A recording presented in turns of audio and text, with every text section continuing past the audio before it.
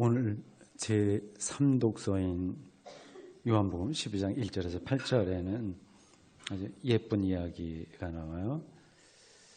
가장 아름답고 거룩하다고도 할 수 있고 어떻게 보면 또 세속적이기도 하고 기쁨이 넘치기도 하고 또 슬픔이 내재해 있기도 한 사파처럼 보이는 그런 이야기가 나옵니다. 이 이야기는 예루살렘에 가까운 베다니에서 벌어졌어요. 한 집에서 예수님을 위한 잔치가 펼쳐졌습니다.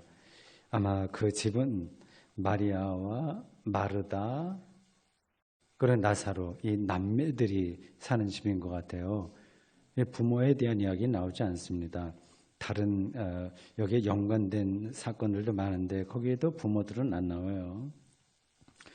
마르다는 이 잔치 준비에 연임이 없었고 마르다가 언니죠. 나사로는 여러 사람들하고 같이 예수님 옆에 앉아서 이런저런 세상 돌아가는 이야기도 했을 거고 또 하나님 나라에 대한 이야기도 듣고 있었겠죠. 그때 마리아가 이 세 남매 중에서 제일 막내로 추정됩니다. 비싼 향유 나드 한 근을 가지고 예수님 발 앞에 앉아서 무릎 꿇고 그 향유를 예수님 발에 부은 다음 머리털로 닦았다고 합니다. 그림이 그려지시죠? 근데 뜻밖의 행위예요. 뜻밖의 퍼포먼스라고 할 수 있습니다. 예수님의 제자인 가룟 유다가 이 마리아의 행동을 못마땅하게 생각했습니다. 왜 그러냐? 이 향유를 팔아서 가난한 사람들에게 주는 것이 훨씬 가치 있는 건데 왜 이러냐고 했습니다. 일리 있는 주장이에요. 이 향유 나드 한 근은 성경에 나와 있습니다. 300데나리온의 가치가 있어요. 한 데나리온은 당시 노동자들의 일당이니까 한 1년 정도의 연봉에 해당합니다. 한 3천만 원 내지 4천만 원쯤 되겠죠. 이 향유는 이 마리아의 혼수품이었던 것 같아요. 그 비싼 물건을 그냥 한순간에 다 써버린 겁니다. 요한복음 기자는 이 가룟 유다가 가난한 사람 도와주지 이렇게 한 거는 실제로 가난한 사람을 위해서라기보다도 돈에 욕심이 난 거라는 그런 코멘트를 달았습니다. 그건 요한복음 기자의 코멘트예요. 이 유다는 예수 공동체에 좀 똑똑한 사람이었어요. 이 사람은 그 중에서 12명 중에서 가장 인텔리였어요. 지식인이었습니다. 회계 책임을 맡고 있었는데 요즘으로 말하자면 재정부장쯤 됩니다. 여러분은 이 마리아의 행동을 어떻게 생각하십니까? 각자 생각이 다르겠지만 일반적인 관점으로만 본다면 우리도 유다처럼 마리아의 행동을 좀 이상하게, 좀 어리석게 여길 겁니다.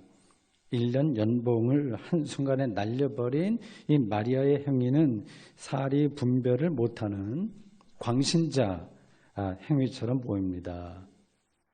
우리가 좋게 봐줘서 예수님을 향한 끔찍한 사랑이 이러한 연봉에 해당하는 재물을 포기하게 했다고 하더라도 방법이 좀 이상한 거예요. 그 향유를 예수님에게 몽땅 드리면서 적당하게 쓰십시오 했으면 더 낫지 않았겠습니까? 제자들과 유랑 공동체를 꾸리던 예수님에게 돈이 필요했던 것은 당연한 이야기니까요. 그런데 이 향유를 그냥 발에 쏟아버린 거예요. 누가 보더라도 마리아의 행위는 정상적인 것으로 보이지 않습니다. 이 유다의 말처럼 가난한 사람을 돕는 데 쓰는 것이 그런 주장이 더 설득력이 있어 보입니다. 여러분들도 그렇게 생각하시죠? 아마 저도 그럴 거예요. 이런 상황에서 예수님이 보이신 반응은 예상 외였습니다. 예수님의 그 말씀을 공동번역으로 읽겠습니다. 들어보십시오. 이것은 내 장례일, 날짜라는 거, 장례하는 날, 장례일을 위하여 하는 일이니 이 여자일에 참견하지 마라. 가난한 사람들은 언제나 너희와 함께 있겠지만 나는 언제나 함께 있지는 않을 것이다. 무슨 말씀인지 알듯 말듯해요. 이렇게도 해석되고 저렇게도 해석되고 합니다. 선문답 아시죠? 선문답처럼 들려요. 평소 예수님의 생각과 행동에 근거해서 본다면 마리아를 좀 꾸중하는 게 옳아 보입니다. 왜 그러냐? 네 마음은 알겠는데 이거 왜 이렇게 하냐 하는 게 옳아 보입니다. 그런데 예수님은 오히려 유다에게 마리아를 가만두라. 이 여자의 일에 참견하지 말라고 말씀하셨습니다. 이렇게 말씀하신 근거는 오늘 본문에 따르면 두 가지예요. 마리아의 행위는 예수님 당신의 장례를 준비하는 것입니다. 그게 한 가지예요. 다른 하나는 말씀이 있는 그대로 드리는 겁니다. 가난한 사람은 언제나 너희들 곁에 있어서 기회가 있겠지만 나는 곧 세상을 떠나니까 기회가 없다 합니다. 이 근거라고 하는 게 사실은 두 가지가 아니라 하나죠. 실제로는 그렇습니다. 마리아의 행위는 예수님의 장례 의식에 해당합니다. 그래서 이것보다 더 엄청난 일, 더 본질적인 일, 더 위대한 일은 초기 기독교인들에게 있었을까요? 없었을까요? 그건 없습니다. 예수님의 십자가 사건을 기리는 일이 가장 본질적이었습니다. 그래서 예수님은 이 여자를 좀 가만둬라 그렇게 말씀하셨습니다. 이 마리아는 누굴까요? 마리아라고 하는 이름은 하도 흔해서 성경에 많이 나와요. 예수님의 어머니도 마리아로 나와요. 지금 그 성경으로 서양 사람들은 이름을 많이 따는데 메리라고 하는 게 마리아에서 온 이름이에요. 메리 여왕도 있고 막 그러지 않습니까? 본문에서는 이 마리아를 마르다 그리고 나사로와 남매지간으로 설명합니다. 본문 바로 앞에 요한복음 11장에는 예수님이 죽었던 나사로를 살린 이야기가 나와요. 연관되는 이야기입니다. 누가복음 10장 38절에서 42절에는 그 유명한 마르다와 마리아 이야기가 나와요. 마리아와 마르다. 예수님이 자기 집에 들어오자 마르다는 음식 준비에 바쁘고요. 요게 이제 오늘 본문하고 조금 근사한 이야기예요. 마리아는 예수님 발치에 앉아서 말씀을 듣고 있었다고 합니다. 마르다가 생각해 보니까 지금 예수님을 위해서 이렇게 저렇게 음식도 잔만하고 내가 정신없는데 자기 여동생 이 마리아가 자기를 도와줄 생각하지 않고 예수님 발 앞에 앉아서 이렇게 저렇게 말만 듣고 있으니 이게 참 철없다 생각했겠죠. 그래서 예수님에게 가서 그렇게 말했습니다. 이 마리아 좀 철없어서 저러니까 좀 타일러서 나를 좀 도와주게 해주십시오. 아마 그 집에 어머니 아버지가 나오지 않는데 아마 있었다면 아버지나 어머니가 야 마리아야 너 언니 좀 가서 도와서 그 부엌에 가서 준비 좀 해 이렇게 얘기를 했겠죠. 예수님은 대략 다음과 같은 뜻으로 마르다에게 대답하셨어요. 마르다 그대는 너무 많은 일로 마음이 분산되어 있는데 사람이 한 가지만 잘해도 된다. 그대의 동생 마리아는 좋은 걸 선택하니까 한 거니까 뭘 할 거 없다. 이렇게 끊어서 이야기합니다. 오늘 지금 바로 예로 든 이 누가복음 10장 38절에서 42절에 나오는 마리아와 마르다 이 사건에서 이 마리아가 바로 오늘 본문에서 예수님의 발에 향유를 부은 마리아하고 똑같은 여자일까요? 하여튼 그 남매, 자매 이런 관계로 보면 똑같아 보여요. 그렇다면 이 마리아가 한 번은 예수님 앞에서 말씀만 듣고 있었고 다른 한 번은 오늘 본문이 말하는 것처럼 향유를 붓는 일을 한 것일까요? 아니면 같은 사건인데 누가복음과 요한이 좀 다르게 전하고 있는 것은 아닐까요? 어떤 걸까요? 그건 더 연구가 돼야 됩니다. 예수님에게 향유를 부은 여자 이야기는 오늘 본문의 병행구인 마태복음 26장 6절에서 13절, 그리고 마가복음 14장 3절에서 9절만이 아니라 누가복음 7장 36절 이하에도 나옵니다. 근데 이거는 병행구로 표현이 안 되어 있어요. 여러분들 가지고 있는 성경을 보시면 알 겁니다. 그 같이 향유를 부은 여자에 대한 이야기인데, 이 마르다와 마리아 이 사건하고는 조금 별개로 이 누가복음이 다루고 있습니다. 누가복음 설명에 따르면, 아마 교회 나온 지 얼마 안 되신 분들은 이 이야기가 뭔지 복잡할 겁니다. 교회 다니신 분들은 이 사건이 딱 흩어져 있는데 연결이 되실 거예요. 잘 들어보십시오. 누가복음에 따르면 이 죄 지은 한 여자가 예수님 발 앞에 옵니다. 근데 이름이 나오지 않아요. 그냥 죄 많은 여자가 바리새인 집에서 식사를 하고 있던 예수님에게 와서 울면서 예수님 발에 입을 맞추고 향유를 부었습니다. 아주 극진한 예의를 갖춘 겁니다. 바리새인들은 그 동네에서 소문이 나쁘게 난 여자거든요. 아마 창녀로 우리가 추정이 됩니다. 그 여자가 예수님 곁에 와서 향유 붓고 뭐 여러 가지 그렇게 하니까 좀 언짢잖아요. 그래서 예수님을 향해서 속으로 못마땅하게 생각했습니다. 예수님이 선지자라고 한다면 저 여자가 어떤 여자인 줄 알았을 텐데, 감히 이 바리새인 집 가장 종교적이고 도덕적이고 양반에 속하는, 그리고 랍비였던 예수님이 이 모임에 가까이 오게 두다니 이건 말이 안 된다 이렇게 생각을 했어요.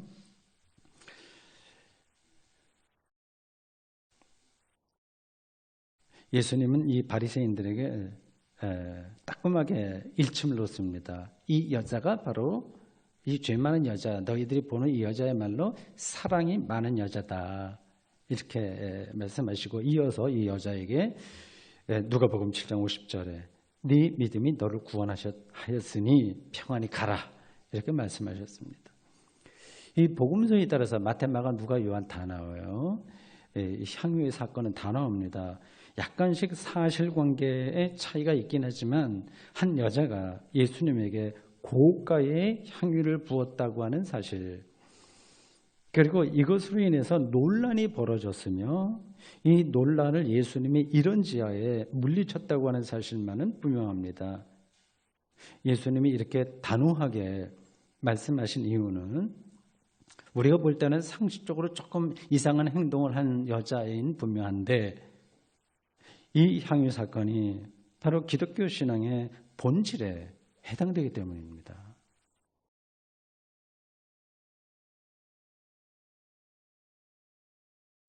이 사건이 일어난 때는 오늘 본문이 전하고 있는 대로 6월절 엿새 전이에요. 6월절 엿새 전. 복음서에 예수님 사건은 이 6월절이 늘 따라다닙니다. 이걸 중심으로 이 이야기가 전개돼요. 6월절은 출애굽을 기념하는 유대인의 절기입니다. 출애굽은 유대인들이 소수민족으로 고통당하던, 성경에는 애굽, 보통 이집트라고 하는 그 나라로부터 탈출한 엑소더스라고 하는 그 영광의 탈출의 그 사건입니다. 이집트의 파라오는 유대인들의 탈출을 끝까지 막아버리고 했습니다. 이건 마치 중국이 소수민족이 자기 독립하겠다, 티베트에 대한 독립하겠다고 하는 것을 이제 강압적으로 못하게 하는 거하고 비슷한 일들이에요. 9가지 재앙이 임할 때까지 이 파라오는 버텼습니다. 죽음의 천사가 이집트 사람들의 장자와 짐승의 맛배를 다 죽이는 10번째 재앙이 일어난 다음에야 손을 들고 항복했습니다.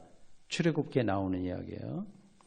마지막 재앙 때 그 죽음의 천사가 같은 이집트 지역인데 유대인들 집 양의 피를 발랐거든요. 문설주에. 유대인의 집은 그냥 지나쳤다고 해서 그 절기를 6월절, 지나갔다는 뜻입니다. 6월은 패스오버예요. 지나간다고 해서 6월절 이렇게 불렀습니다. 유대인들은 6월절 축제마다 예수님도 몇 번 그런 축제를 지키셨어요. 각 가정에서 양을 잡습니다. 그런 출애굽 사건 때 있었던 조상들의 그 하나의 풍습을 그대로 따라오는 거예요. 양을 잡습니다. 양이 자신들의 죄를 대신해서 죽는다고 생각한 겁니다. 요한복음 기자는 예수님이 바로 유월절에 바쳐질 어린 양이라고 보았습니다. 세례를 받으러 오는 예수님을 보고 세례 요한은 주변 사람들에게 요한복음 1장 29절에서 이렇게 이야기합니다. 보라, 세상 죄를 지고 가는 하나님의 어린 양이로다. 하나님의 어린 양이로다. 아구누스 데이, 오라토리아라든지 그 종교 음악에 자주 나오는 표현입니다. 아구누스 데이, 하나님의 어린 양이구나, 이렇게 고백합니다. 이러한 신앙의 근거에서만 철없는 행위로 보이는 마리아의 향유 사건이 이해될 수 있습니다. 이 신앙의 근거에서만. 인류 구원을 위한 예수의 죽음에 최선의 예를 바치기 위해서 1년치 연봉에 해당되는 자기의 혼수품인 이 나드, 향유를 붓는 일은 전혀 이상한 행동이 아닙니다. 예컨대 자기 가족이 난치병에 걸렸다고 합시다. 그런데 새로운 의학 기술이 나와서 치료될 길이 열렸습니다. 다만 돈이 문제예요. 집 한 채 값이 필요합니다. 사람을 살리는 길이라면 집이 아니라 더 큰 재산이라도 포기할 거예요. 쏟아 부을 겁니다. 마리아의 행동은 인류 구원과 연관된 것이기에 더할 나위 없이 가치 있는 것이며 본질적인 것이었습니다. 가난한 사람을 구제하는 것보다 더 중요했습니다. 간혹 교회의 존재 이유를 구제라고 주장하는 사람들이 있습니다. 구제의 행위 자체는 소홀할 수 없지만 그것이 교회의 존재 이유는 되지 못합니다. 왜냐하면 기독교 신앙은 인류 구원이 구제를 통해서가 아니라 예수의 십자가 죽음을 통해서만 가능하다고 믿고 가르치기 때문입니다. 이런 점에서 어린 양이신 예수의 장례를 준비한 마리아의 이 행위는 그 어떤 것에 의해서도 부정될 수 없고 상대화될 수 없습니다. 절대적인 행위였습니다.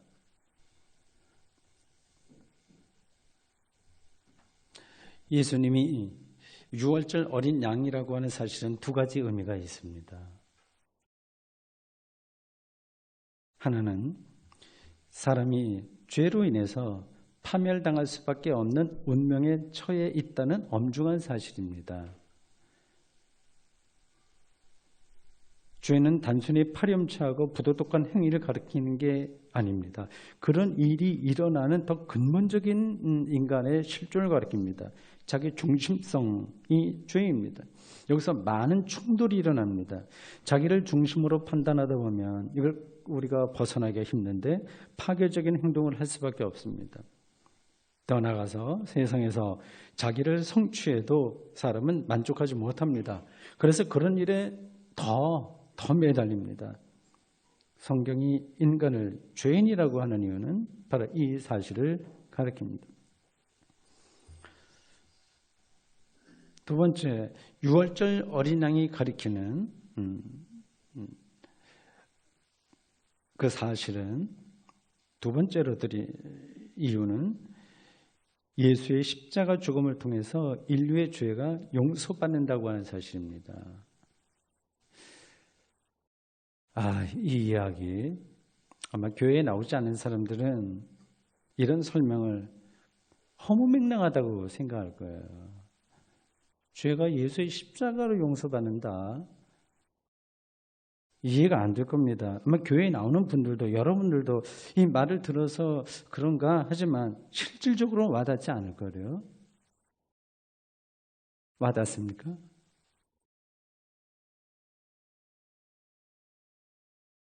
그래서 이런 것들을 관념적인 기독교 교리로 치부해 버립니다. 이제 이걸 극복을 해야 되는데 한두 마디로 되겠어요? 이 문제는 제가 설교할 때마다 반복해서 설명한 것이기 때문에 설교의 핵심 바로 이거예요. 캐리그마인 예수 그리스도를 통한 인간의 죄의 용서인데 거듭거듭해서 설명한 것이기 때문에 오늘 저는 이 문제는 더 이상 말씀드리지 않겠습니다. 대신 마리아의 향유 사건이 오늘 우리에게 실제로 무엇을 가리키는지를, 예수의 십자가 죽음에 대한 장례를 준비한다고 하는 게 무엇을 가리키는지를 설명하겠습니다. 이런 설명이 간접적으로 예수를 통한 죄의 용서가 무엇인지를 알게 해줄 것으로 기대합니다.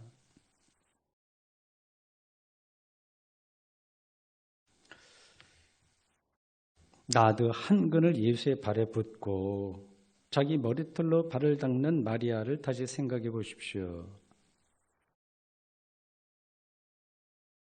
저도 이제 그런 사람이 되고 싶어서 드리는 거예요.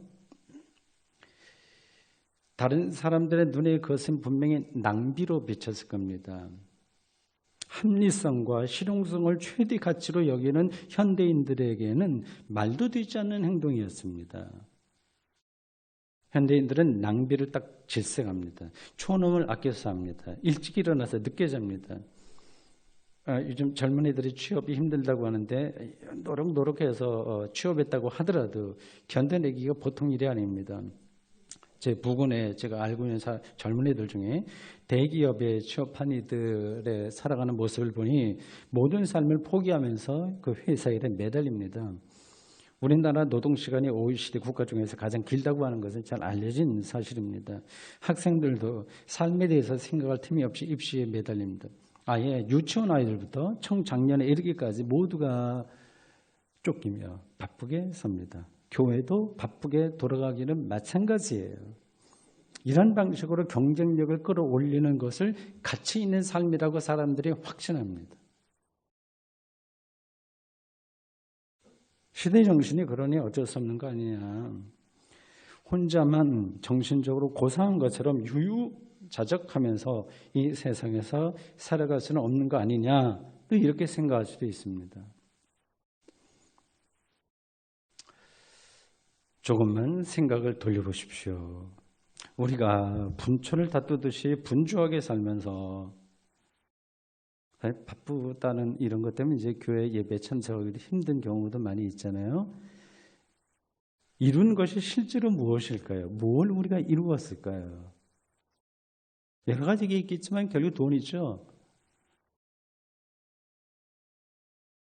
열심히 노력한 사람은 시간을 투자해서 그만한 보상을 받습니다. 물론 잘 안 될 때도 있긴 있지만 일반적으로 보면 노력한 것만큼 보상에 따릅니다. 그 돈이, 이 돈은 여러 가지가 포함되는 의미인데 우리의 삶을, 자기 성취인데 우리의 삶을 얼마나 풍요롭게 해줄는지를, 그리고 했는지를 생각해 보십시오. 흔한 말로 죽을 때는 돈을 싸들고 가지 못합니다. 자식에게 물려줄 수 있기도 하고 자산단체나 교육단체에 기증할 수도 있습니다.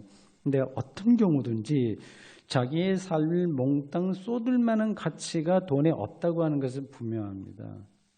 살아갈수록 여러분들이 더 절실하게 느끼실 거예요. 만약 자기 집을 장만하지 않는다는 생각만 하더라도 우리가 이렇게 바둥거리면서 살지는 않을 겁니다.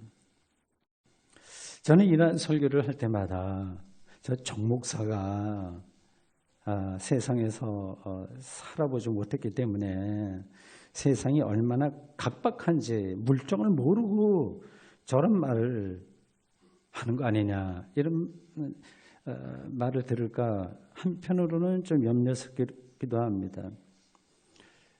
그래도 어쩔 수 없습니다. 돈으로 우리의 생명이 풍요로워지지 않는다고 하는 사실이 너무나 명백하기 때문에 그게 동의가 되든 되지 않든 제가 말씀을 드릴 수밖에 없습니다. 교회가 크다고 해서 신자들이 영적으로 행복하거나 건강한 게 아니라고 하는 사실에서도 이를 확인할 수 있습니다.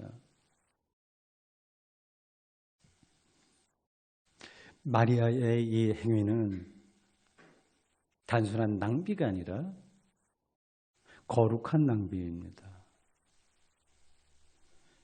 이런 낭비는 많을수록 좋습니다. 우리는 못하지요.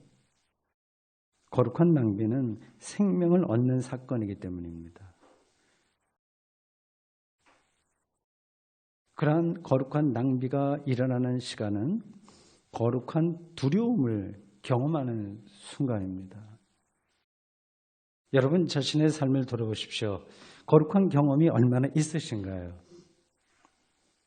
기쁨과 평화로 영혼이 충만한 순간들 말입니다. 그래서 영혼이 떨리는 경험 말입니다. 우리 인생에서 그런 순간이 그렇게 많지 않아요. 불행한 거죠. 대개는 무미건조하거나 자극적인 일상에만 떨어져 있습니다. 하이데거 표현으로, 마틴 하이데거의 표현으로 일상으로의 퇴락입니다.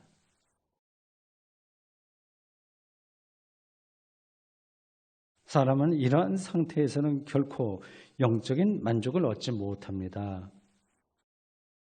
아무리 좋은 일상이 있다고 하더라도 마찬가지예요.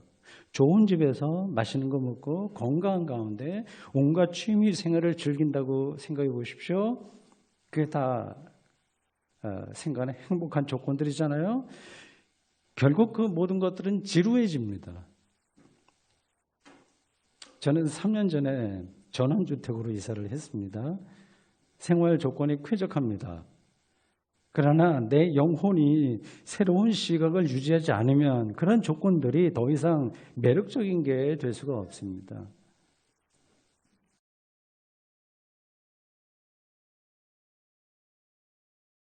자신의 재산 전체를 쏟아 부을 정도로 마리아의 영혼을 뒤흔든 것은 도대체 무엇일까요? 나중에 천국에 가서 한번 물어봐야 되겠습니다. 그 여자에게. 지금 내가 말할 수 있는 것은 마리아가 행한 이 거룩한 낭비는 자기 존재 전체에 걸린 문제라고 하는 사실입니다. 그런 관점이 없으면 영혼이 흔들리고 공명되는 경험을 할 수가 없습니다. 이 존재 전체는 우리의 삶 전체인 거예요. 죽음과 우리의 운명 전체를 가리킵니다. 이 전체는 연봉이 얼마인가, 연금을 내가 앞으로 얼마나 받게 될 것인가 하고 하는 게 아니라 영혼 구원과 연관되는 겁니다. 그런 시각이 열릴 때 자기 삶에서 가장 중요한 것이 무엇인지를 그제서야 판단할 수 있습니다. 그럴 때 예수님이 바로 유월절 어린 양이라고 하는 사실에 영혼 전체를 기울일 수가 있습니다. 마리아에게는 그런 경험이 있었기 때문에 다른 것들은 다 상대적인 차원으로 떨어집니다. 그런 경험을 한 거예요.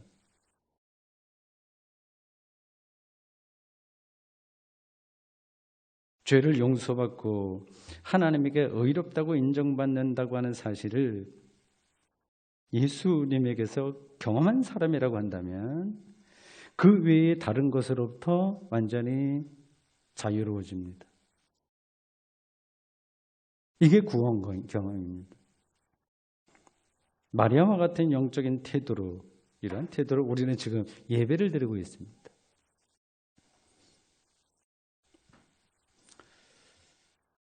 그런데 마리아의 영적인 태도가 우리가 따라가고 싶은 건데 그렇게 낭만적인 것만은 아닙니다. 주변에서 비판을 많이 받을 수밖에 없습니다. 주변만이 아니라 내 속의 욕구로부터도 비판받을 수 있습니다. 구제가 낮다고 비판한 가룟 유다처럼 세상 사람들은 우리를 향해서 왜 그렇게 어리석냐? 예수 믿으면 밥이 나오냐, 떡이 나오냐? 인생을 그런 일에 낭비하지 말라고 충고합니다. 예배드리는 시간에 차라리 땅을 파라고 그렇게 주장합니다. 교양 있는 사람들은 조금 다르게 표현하죠. 하나님을 믿는 것보다 사회 봉사에 힘을 쏟는 게 옳다고 말이죠. 기독교인으로 사는 것보다 휴머니스트로 사는 게 더 가치 있다고 주장합니다. 그들에게 여러분들은 딱히 반론을 펼치기 힘들 겁니다. 우리가 말을 해도 그들을 인정하지 않으려고 할 겁니다. 이런 세상 앞에서 좀 염려스럽고 두려우시죠?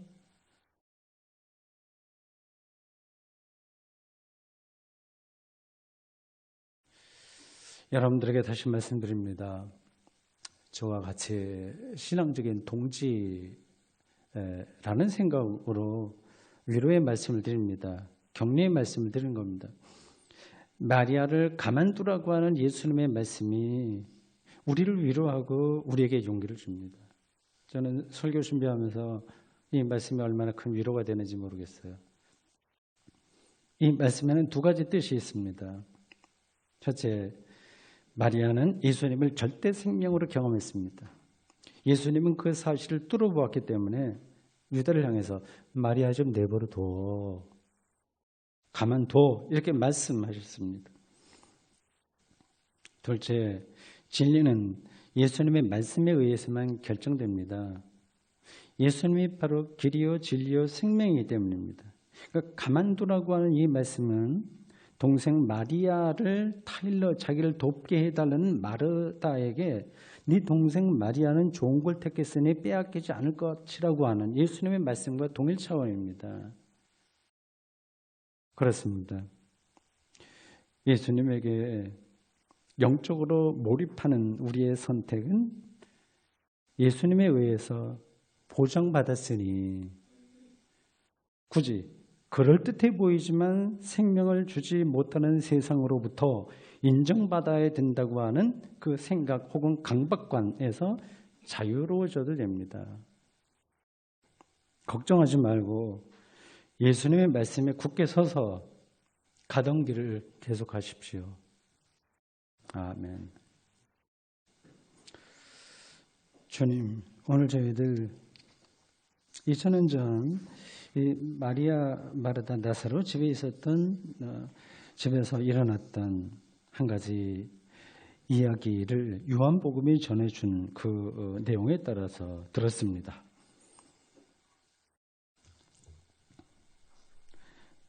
오늘 우리들도 마리아와 같은 실존에서 삽니다. 우리의 신앙적인 태도를 인정하지 못하는 세상 속에서 외롭게 삽니다. 그러나 예수님이 마리아를 가만두라 한 것처럼 그녀가 옳은 길을 선택했다고 인정했던 것처럼 우리 삶의 선택이, 우리의 신앙이 예수님에 의해서 보장받았음을 믿고 감사드리며 찬양합니다. 예수님의 이름으로 기도합니다.